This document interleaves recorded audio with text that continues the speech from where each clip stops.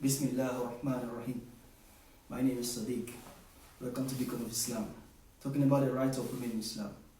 There are two very notable women. I discussed one earlier in the sixth episode, which is Sumayyat bint Khayyat.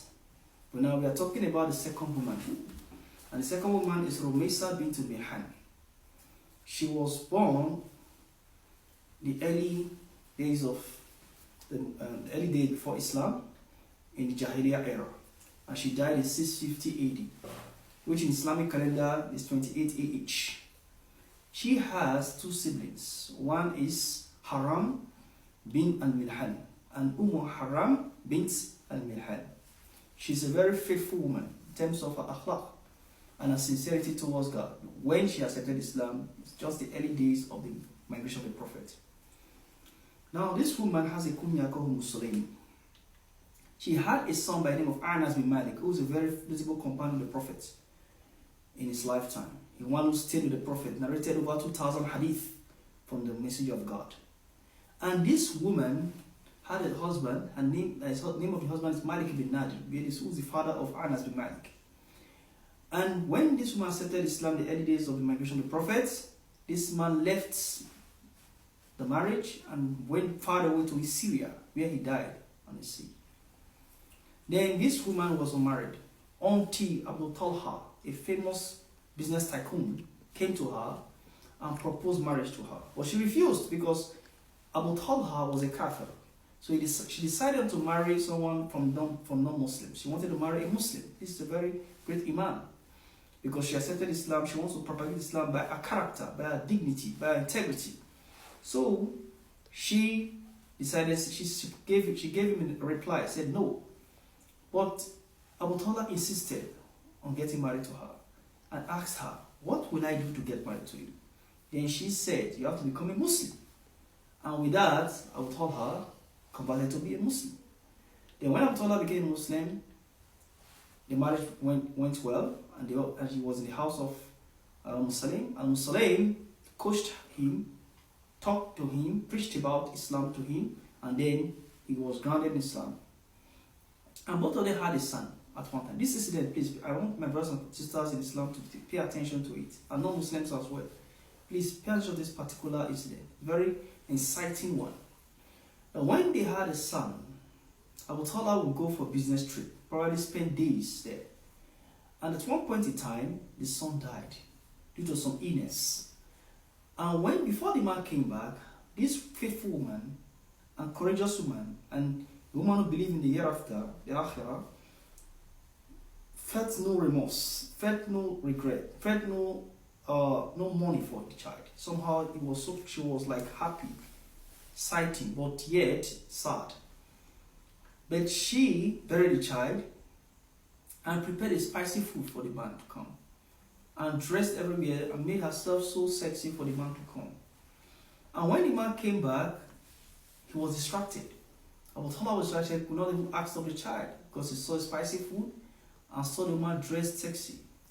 And after eating the food and felt by the woman took him to the room and they had intercourse, sexual intercourse.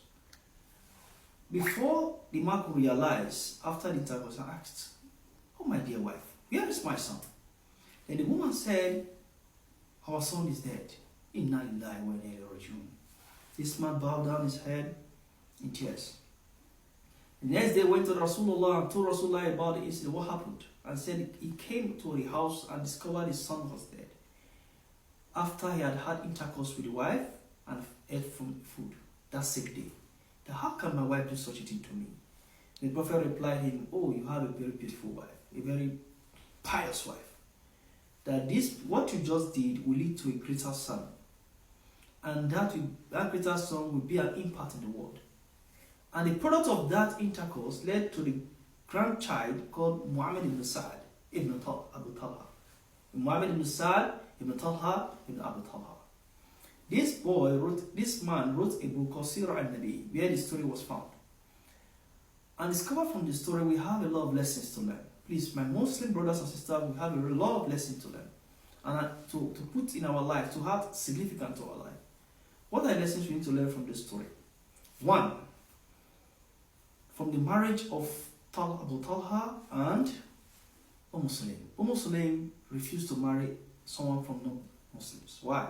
Because she felt that marrying a Muslim would increase her taqwa, make her look more pious. But marrying someone that is not Muslim will bring her taqwa down and reduce her closeness to Allah subhanahu wa ta'ala. So that was why she decided to marry a Muslim, and Abu Talha became a Muslim. Right?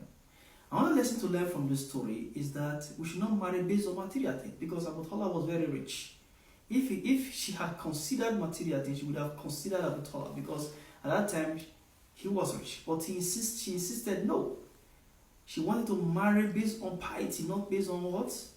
Material possession. Because, for example, if you put wealth first in marriage, what happened? The marriage will definitely crumble, because you cannot expect it to be in a roller coaster, something that you must be enjoying all the time. Because wealth fluctuates as the economy fluctuates. Because like economy in country, for example, Nigeria, economy might be something you buy for 20 naira today might be 200 tomorrow. Something you buy for 5,000 might be 50,000 tomorrow. So you see that people who are rich, they might be poor tomorrow. That's the economic standard of every country. Today we are living in a global financial crisis. So you cannot expect everyone to be rich every time.